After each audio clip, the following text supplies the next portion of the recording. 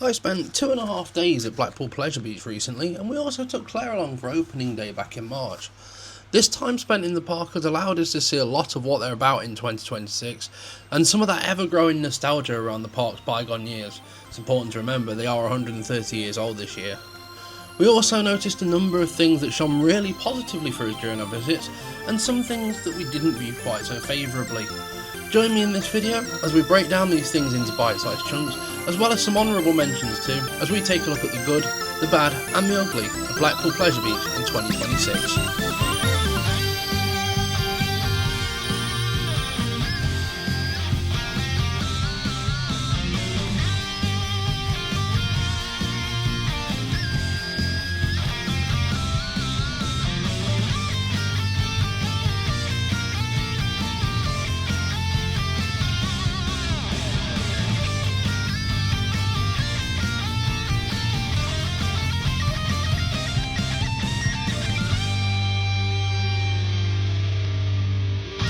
Before we get into this list, it's important to note that these things are our own personal opinions on Blackpool Pleasure Beach. You're of course welcome to provide your own in the comments down below, and if you thought any of this information was useful to you, you're more than welcome to subscribe for plenty more theme park fun and accessibility content from us right here at Access Adrenaline. It's important also to note that with some of these suggestions, your mileage may vary, and you may have enjoyed a different experience to us for different reasons than what's in this video. So please feel free to comment again down below if you wish to tell us some of these experiences. So first of all, we're going to break down 5 things that we found really good and positive about our Blackpool Pleasure Beach based on experiences from our 2.5 days there in recent weeks, as well as the experience I got from taking Claire there on our trip in the beginning of March. So starting off this list, the first of the good things we have about Blackpool Pleasure Beach in 2026, and that so far seems to have been the availability of the rides, coupled with the information provided on when certain rides are closed for work or due to technical faults. Blackpool Pleasure Beach has a number of rides and attractions suitable for all ages and experiences, from young children with their Nickelodeon Land offering, right the way up to adults and season thrill seekers, nostalgia hunters, and of course enthusiasts such as ourselves. Pleasure Beach is really good and quick to tell people when rides are available or closed, with signs outside the rides themselves, which even include quite detailed information regarding accessibility, so there's a bonus point to them from that point of view as well. But they also provide a lot of information via their dedicated app as to what things are available, what's not due to maintenance work or downtime during the day, and also how long the queue times are, so this is a really good and positive thing for Blackpool Pleasure Beach. Now, of course, we couldn't talk about the good things about Blackpool Pleasure Beach without mentioning their star attraction for 2026, the brand new mighty Intamin gyro swing known as Aviktas. This new attraction opened at Pleasure Beach earlier in 2026, and while we did not attend for preview or the media day, that's absolutely fine, as at least myself, I've been able to experience it on a couple of occasions as well since it's opened. Aviktas is fantastic and quite easily the best flat ride out there in the UK, as well as being the most accessible ride in Pleasure Beach's lineup. This thing is utterly insane in the best possible way and throws you in literally every direction, allowing you to experience weightlessness while facing towards the ground, air, sea or the rest of Blackpool at 120 degrees of rotation and 138 feet in the air. The restraints are very similar to Intamin's current generation of large-scale coasters and other thrill rides, with an over-the-shoulder lap bar and redundant seatbelt. They can have a bit of a low verify, but the ride operators will try the best they can to squeeze you into the restraints, allowing as many people as possible to enjoy the ride, while trying not to slow down the operations. The ride access queue for Aviktas is simply using the exit ramp, situated on the opposite side of the disc to the entrance. If you wish to see this properly, Disabled Adventure Girl on TikTok has a great video view of this, so I will link that in the description down below. But this is overall a very accessible for ambulant riders experience, and the ride-ups are good for assisting ambulant riders into their seats and doing up the restraints in an accommodating but safe way. Overall, for Aviktas, I would very highly rate this attraction, and it's definitely been a positive draw for Blackpool Pleasure Beach since it opened, so all in all, I can say, well done Blackpool. Now, another good thing we've always found in Blackpool Pleasure Beach is just how helpful and friendly the staff there seem to be. This goes from the ride staff to people on the ticket gates and security, all the way to food and beverage, mechanics, and even the roving entertainers. A good example of this was when I enjoyed a very fun interaction with Gromit over by Wallace and Gromit's Thrill-O-Matic when he questioned me about the camera I was holding, and we had a bit of back and forth before grabbing a photo op, which I'll show on the screen now. It's impossible to find a member of staff that isn't helpful or doesn't have a smile on their face, and a large number of them go out of their way in assisting you to enhance your experience within the park, so it's a big positive for them from there. Another big plus for Blackpool Pleasure Beach, especially from a most recent visit, was how useful the standard tier of the Speedy Pass return system is. Now, the way this works is that you go into the Speedy Pass section of the Pleasure Beach app, book a ride slot which will provide a return time equivalent to that of waiting in the standby queue, allowing you to go off and enjoy other things while you wait.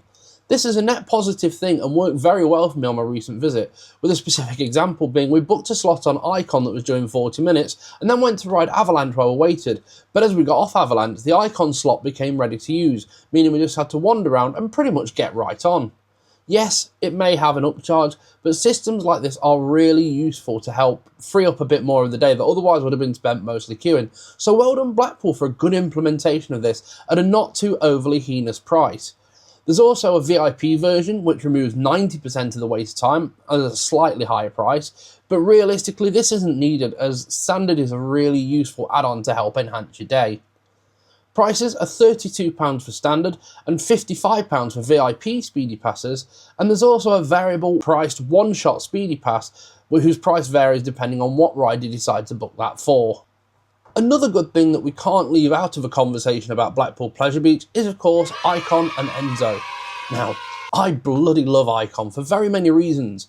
This Mack Rides multi-launch coaster, which opened in 2018, delivers a little bit of everything that you enjoy as an enthusiast, while also being pretty damn accessible for the general public to enjoy as well. There is of course the elephant in the room, which is the upcharge of paying for the Enzo experience, which for those of you who don't know is the spinning rear car on the back of one of the trains. Now, this can be problematic as it reduces capacity on busier days, and it replaces two of the rear seats with the spinning module. But that's not a problem for me. Price-wise, I won't complain as the cost of the upcharge for Enzo this year has been relatively evened out. At the beginning of the year, it was reduced from £15 to £5 for the standard shot, and £25 to £10 for a VIP skip the line shot. Although this didn't work out very effectively for us on opening day, as queues hovered around the 2-hour mark for Enzo alone, even with the VIP pass, for most of the day. I know as I was in one leaving poor Claire to suffer and grumble at doing nothing in that time. Current pricing for a standard shot on Enzo is £7, which is still pretty reasonable. Although I'm unsure how much the current offer price for VIP is, feel free to comment this down below. I can't knock this, although as it is a pitfall of introducing a low price during an offer period and expecting low demand when all the enthusiasts were itching to go on Enzo on that first day. But overall, Icon and the Enzo package is a good ride, and one that is definitely worth doing when you head out to Blackpool Pleasure Beach. Okay, now that we've covered good things about the park, of course there are plenty more, however those are our standouts.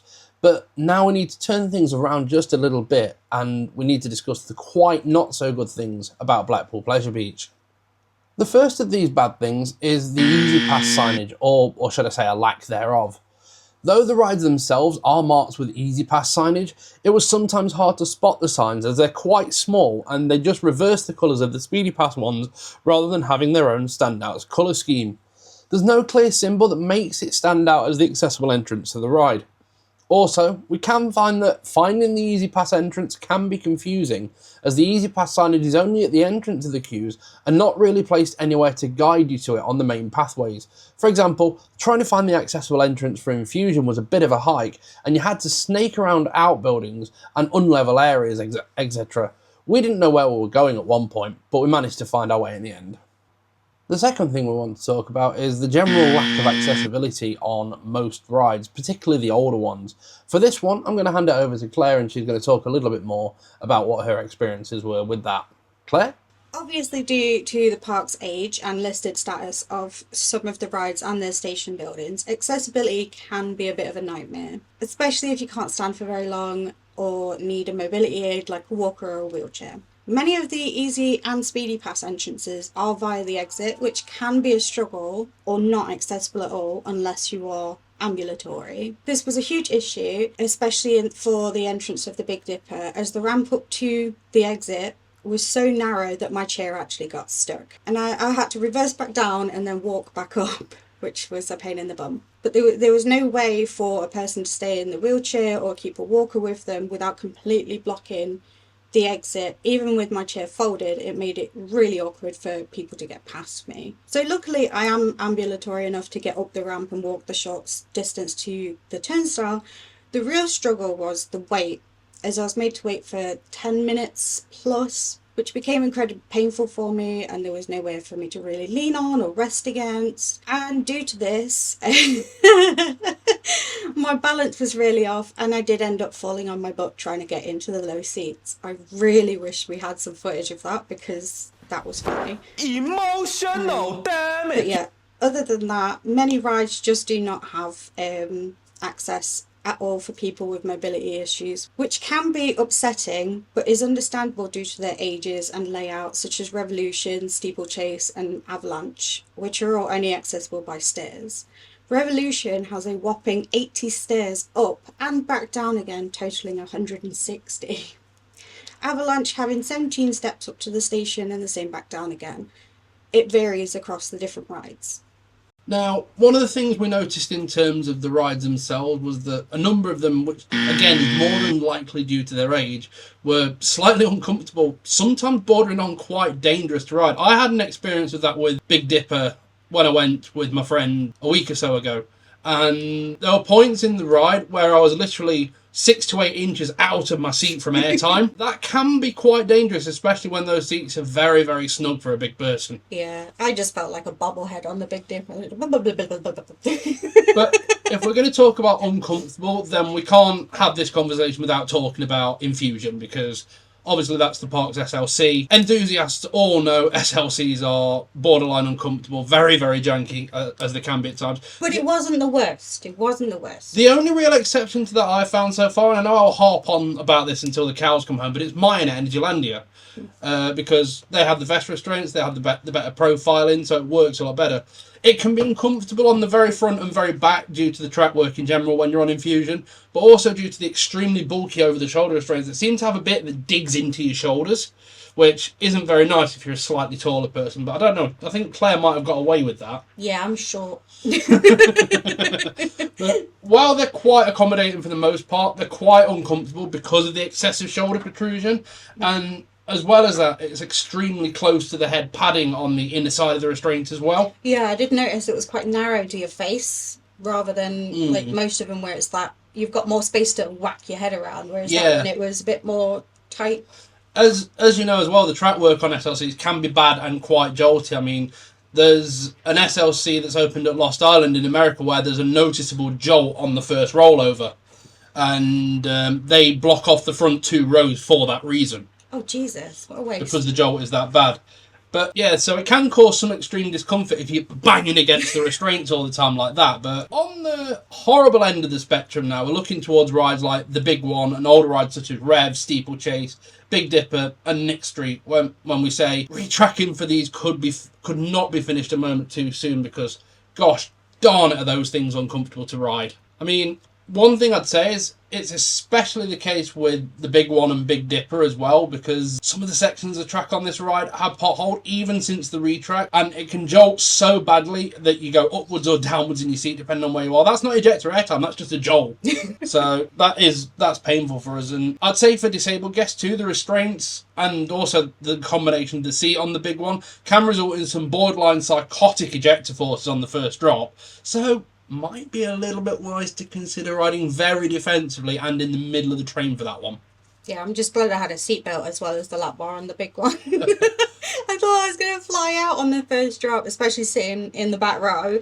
I had massive bruises right across my lap the next day, and I can only think it's from the Big One, either the seatbelt or the lap bar. I can imagine. And as far as the Big Dipper and some of the park's older woodies go, these are as uncomfortable as 100-year-old wooden roller coasters can be expected. And they can have multiple occurrences where the trains shuffle across the track, especially on Big Dipper, and also have some absolutely mad out of the seat ejector moments, which, as I said, they can give you a very sudden jolt when you come back down to the seat. So it's useful that the seats, especially on Big Dipper, are padded as well. Yeah, because you get a lot of airtime, but then when you come back down, it's quite a smack, isn't it? So, Yeah. which is not very good for me and my back, but I did it. Now, before I go any further, I want to throw in a side note here. So, there were two girls that were in front of me when I rode Big Dipper when I went with my friend last week. And if you're watching this, please, for the love of God, put your phones away when you're on the ride, because that's the cause of more ride stoppages than I think the general public are aware of, and it's a safety concern for people to be on phones during rides. Now, when I go to places like Fantasy Island, Energylandia, and our upcoming trip as well, we are given permission by the parks to film there. So it's not a case of, oh, we just do it because we can. It's a case of we're given permission by the park. Fantasy Island, we have to be insured to do it. So put your phones away, because it can be a very dangerous thing and a safety concern for anyone to lose a phone during a ride. Yeah, because I mean, just put it away. It's not worth it. Losing them can be expensive, and the possibility of hitting someone either on the ride or on the floor, it's not worth it. Just put it away.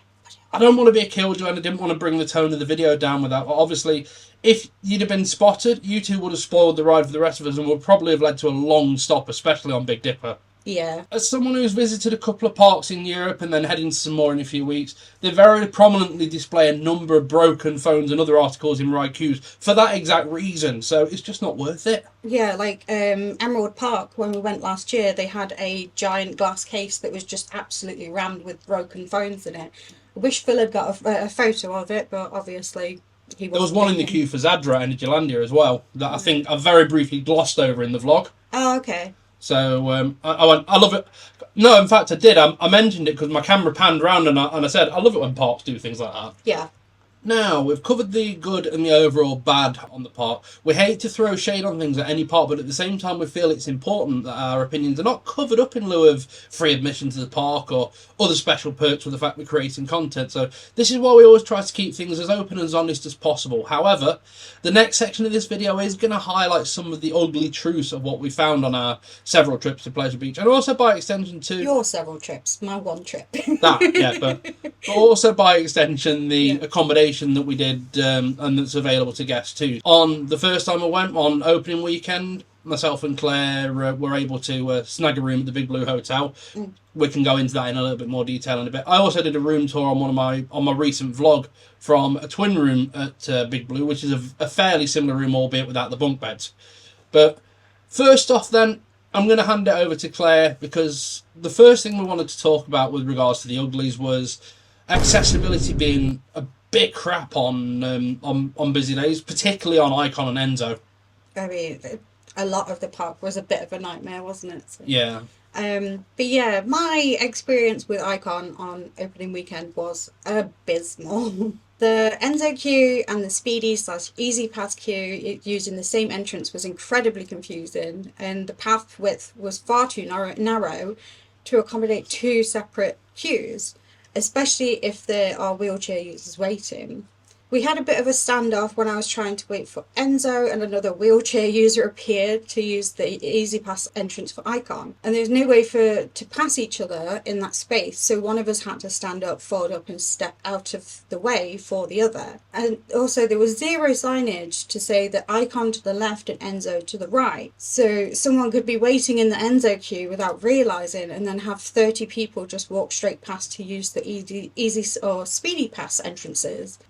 We did end up giving up waiting for Enzo and swapped to the Icon side of the queue. Yeah. And once inside the station, the queue was quite accessible and easy to navigate. It wasn't wide, but it was enough for to get around it in my wheelchair or with a walker and stuff. So it was okay. But when we finally got to the front of the queue, we were told that I should have left my wheelchair by the door in this small space that was only big enough to fit one non-folding chair and possibly two folded. It wouldn't have been too much of a problem if Johnny didn't have to battle through the entire Enzo queue to get to this space, and that the queue was rammed. Obviously, it was 2 hours wait, wasn't it? And for him to get back, I had to stand waiting for about 3 or 4 trains to be loaded before Johnny managed to get back to the turnstile so we could get on the ride. And I ended up coming off of Icon feeling so stressed out, and I just wanted to get out of there.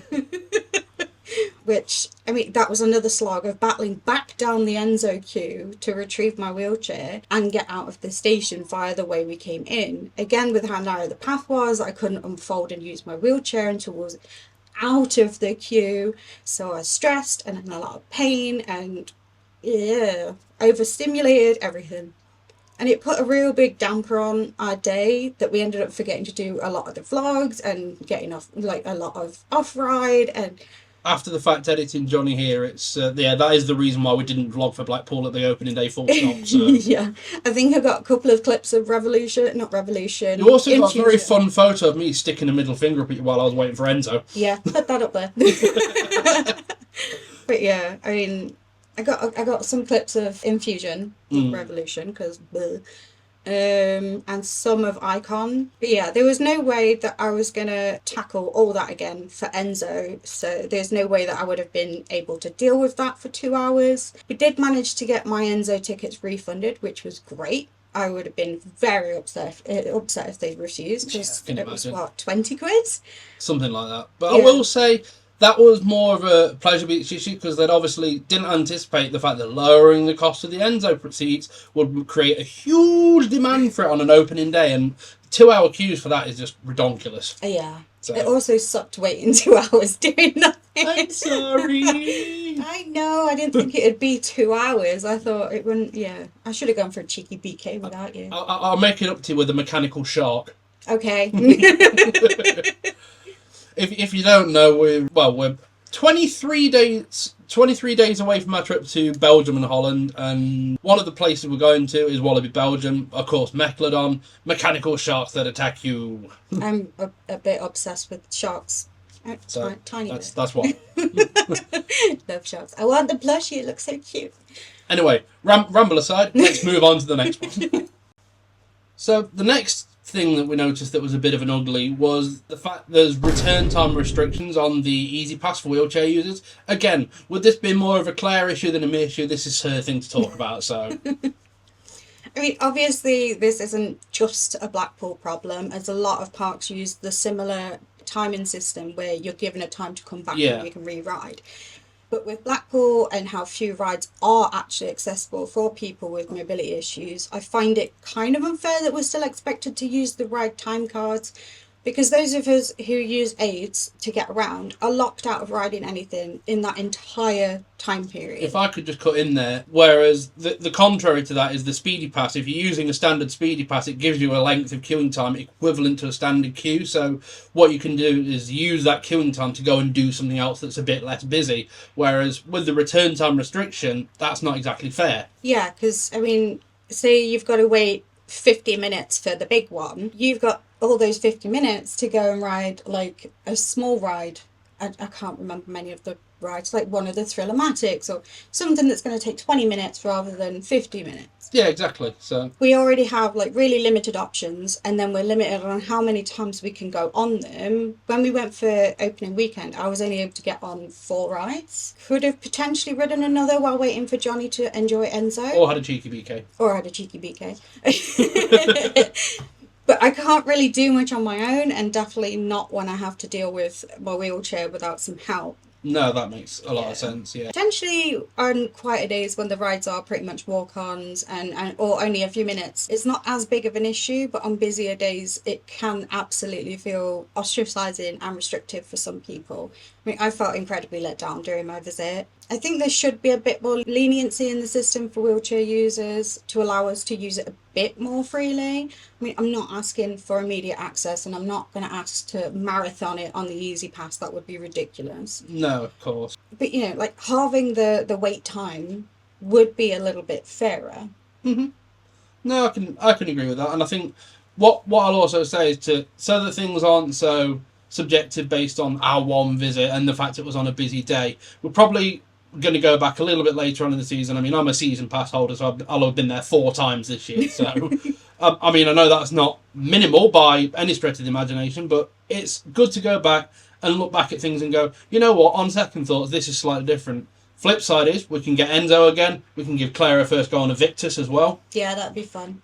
and hopefully things can go a little bit better for us and we won't have to be too pissed off or waiting around. So I think booking a weekday day in the park towards September sort of time would be... I'd say like mid-September when all the schools have gone back. Yeah, I think that'd be a good time to look at. So we'd be good to that because we can go in. It's absolutely dead. We can wander around like waffles.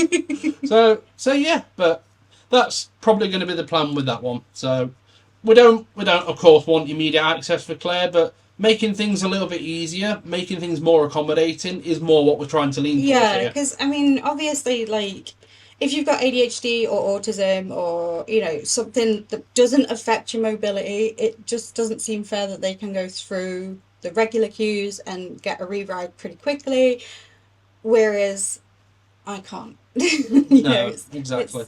That makes I'm sense. just sort of like locked out because we don't have another queue that we can use. So there will be a revisit, we just need to figure out when. Yeah, So it takes us like 5 hours to get there.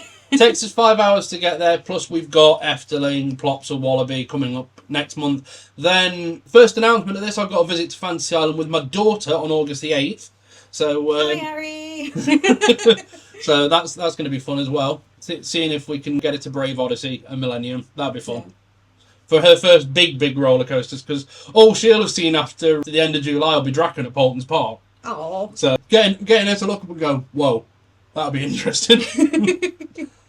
But I mean, she's closer to Poulton Park, which is unfair. I want to go to Poulton's Park. I want to go to Paulton Park as well.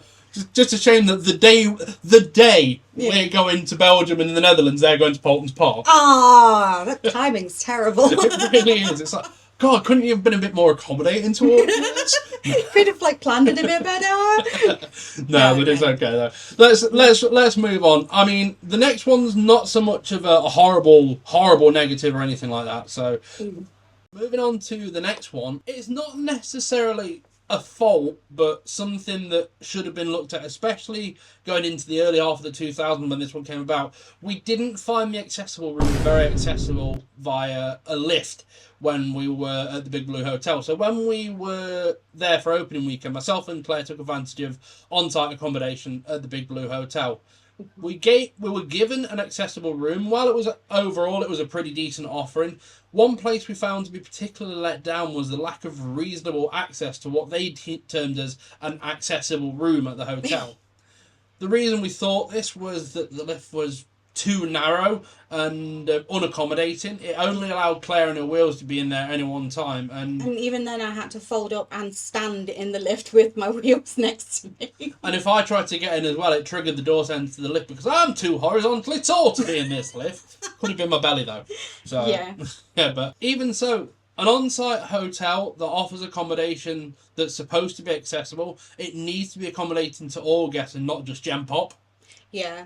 So, to give a bit of balance to it then, what I would say is, even though the lift isn't very accommodating, the rest of the hotel was pretty reasonably accessible, and on our next visit, we'll either stay there again and give a full review of it, or we might stop next door in the Boulevard, because either of those, I get 10% off being a season pass holder.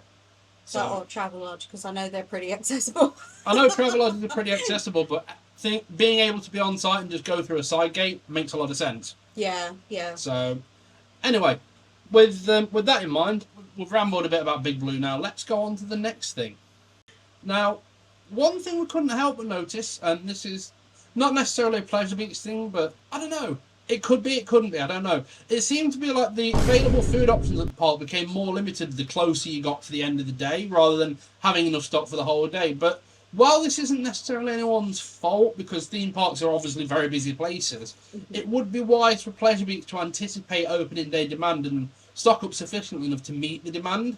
Like, for example, I think out of our whole day we had a few beverages and then went halves on a hot dog because we weren't paying over the odds for the viral, controversial jacket potato spuds. Even with the season pass discount, those prices are just no.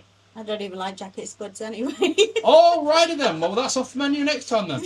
So, I did notice as well, the on-site Burger King seemed to close a little bit earlier than most of their offerings. I could be wrong, correct me in the comments if I am. So but that was something we found rather strange. You'd expect a theme park food outlet to be open from the open to the close, but I don't know. I know we've missed several available food options by limiting ourselves. For example, FY4, excellent fish and chips, is going to be a picture. And also the Big Pizza Kitchen. Jonathan, if you're watching, yes, I know how much you can put away, so continue. I love watching those videos when you have a challenge against Jub Ventures, so it's great. But yesterday, no, not yesterday, on the 20th, I went with someone that's allergic to cheese. So burgers, pizza, limited the choices a little bit. Just a little bit. So no, it's not me. I love cheese. I love cheese as well. I mean, I didn't get this body from eating salad. So. But yeah, that isn't necessarily a Pleasure Beach thing, but they could anticipate demand just a little bit better because the availability when I went with my friend last week was absolutely fine. Didn't have anything to complain about. And FY4, for those that don't know, is the bit right next to the fountains and right next to Aviktas. So it sees plenty of footfall on a daily basis. Oh, right, yep. I think it was closed when we went. I think it was because it was by where Aviktas is. Yeah. So, but I didn't notice anything apart from like the main bit on the top where Infusion entrance is. You'll get to see the Aviktas Plaza properly when you go. So, but I mean, there is a good selection of choices. I mean, one thing that I will praise Fantasy Island for at this point is the fact they have an Indian and a Chinese on site. They do? Yeah. We did, but at the same time, when you're at a theme park, you have particular things that you go for. Yeah. If you're at a seaside theme park, you either go for fish and chips or a burger. Yeah. So that's not necessarily anyone's fault but our own. But then again, like we have a tradition of getting a gut dang hot dog. We do. That's going to carry on, that is. Anyway, moving on. Okay, now we're moving into the final thing, and with this one's going to be a bit of a bone of contention, not just among the enthusiast community, but also general public too. And it's the fact that Valhalla has consistently seemed to suffer technical delays and even full closes when we visited. First off, I love Valhalla. I've only had one ride on it so far, and it is fantastic. Claire, you need to get on it. It's brilliant. Well, it was closed when we went. I mean, it was. And the other part is, I understand it's a very power-hungry ride, so it only operates for half the day when it is open. Oh, right, sorry. But this is a shame, as personally, I would have loved to have had my one and only ride on Valhalla. And if you watched our recent vlog, linked above in the card here, you'll see my reaction to it. Claire's itching to try this for herself to see what all the hype is about. Same with the Aviktas as well. But I know it's a very complicated ride with a lot of features and effects. But if it can't technically be maintained to a standard where it's able to operate consistently and without delays for the times it's supposed to be open, then you have to go from there and wonder what's next for Valhalla. Yeah, it kind of reminds me of the trouble with Journey to Atlantis in SeaWorld in Orlando, because that's just constantly breaking down. It's an absolutely fantastic ride, but it's just constantly breaking all the time. Yeah. And I think they've just given up on trying to keep up with fixing it, so they're just running it as is. Yeah. Now, at the time of recording this, for those of you that don't know, we are on the 27th of June. We are slap bang in the middle of a pretty vicious heat wave. And on a day like today, if you're at a theme park, water rides are the ideal thing to help you cool off. And if Valhalla's only operating for half the day, that severely limits the throughput of the ride. It severely limits the number of people that can use it to help cool them off. And with there only being one other option, which is a pretty mediocre log flume on the other side of the park, Yeah. it limits what you can do apart from jumping in the sea. So, get in the sea. So, in that particular case, it's terrible because it needs to have something to balance it out. I mean, my personal view is, in the space where Infusion is now used to be a log flume. Oh, okay. So that's why there's all the water pools there. Oh, so that cave thing that was on the other side of the ramp up. No, that's River Caves. That's something River Cave. Alright, okay, yeah. But in the space where Infusion sits now, there was a log flume before that. Okay. So that's where all those little water pools where we saw it was like half empty, half full. Oh, yeah, it just looked like concrete and ponds. I don't see why, if they ever decide to get rid of Infusion, put the log flume back in there. Yeah. Or some sort of better water ride. Because Valhalla as an experience, great, fantastic, I can't fault it. Valhalla as a feat of engineering, but I don't want to knock it because I understand it takes a lot to keep rides like that running reliably. So I'm not going to knock it, and Blackpool do a fantastic job of trying to keep it going for as long as they possibly can, whilst minimising their power usage because of it. So, yeah. But having said all that, and yeah, we've said a lot, we know there's a lot of quite not so good stuff here. But the question that we need to now loop back to is, overall, would we recommend Blackpool Pleasure Beach? Personally, I think it's a bit of a double-edged sword, this one, because while, yeah, there's some fantastic attractions for thrills, nostalgia, and a lot to do for kids over in Nickland. Also some great dark rides in Alice, Wallace, Ghost Train, and Valhalla as well, because I'm so sad I missed out on Wallace, because I love Wallace and Gromit. Next time. Yep. Cheese.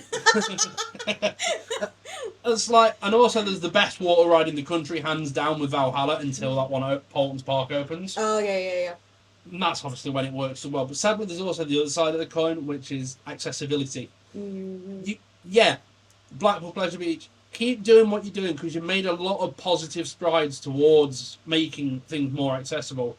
But they often feel like they've been shoehorned in, and that's understandable because it's an old park with a lot of space constraints, and it seems like some of it's just there to tick a box. Yeah. It does seem to be improving with how it's been handled overall, especially when you look at Aviktas and Icon when they're not busy, because they seem to be a small step in the right direction because they've got dedicated wheelchair space. It's not a busy queue line. Aviktas has got a ramp up to the exit for a wheelchair. A direct access for a wheelchair, which is great. And those are good steps in the right direction. So let's bring it back and say, overall, would we recommend Blackpool Pleasure Beach, and conclude on this sort of note?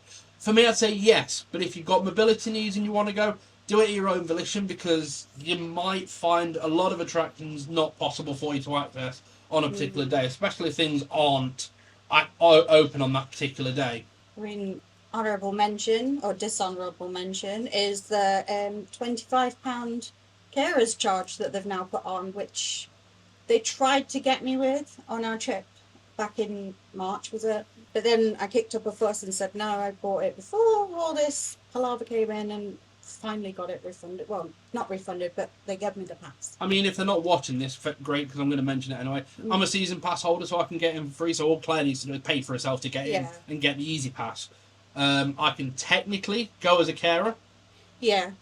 But I don't know how it works as to whether I'd still qualify for my season pass discount, or I can say I'm along as a carer and they'll allow me on still. Yeah, it's a situation we're going to have to face at another point, isn't it? But overall, not just factoring in accessibility, yes, of course we'd recommend a visit to Pleasure Beach. It's one of England's last few reasonable theme parks. It's got the nostalgia, it's got the ride collection, it's got excellent things. But if you've got mobility issues, again, be prepared to enjoy a few less attractions than the regular people. Yeah, quite a few less attractions. But no, it wasn't bad. It wasn't bad. I'd go again, obviously, because I'm agreeing to go again, but I know what to expect this time. Yeah, of course. So, those are all of our thoughts and considerations on the good, the bad, and the ugly of Blackpool Pleasure Beach. Did you agree with what we had to say? Do you have your own thoughts to add? Feel free to sound off in the comments down below.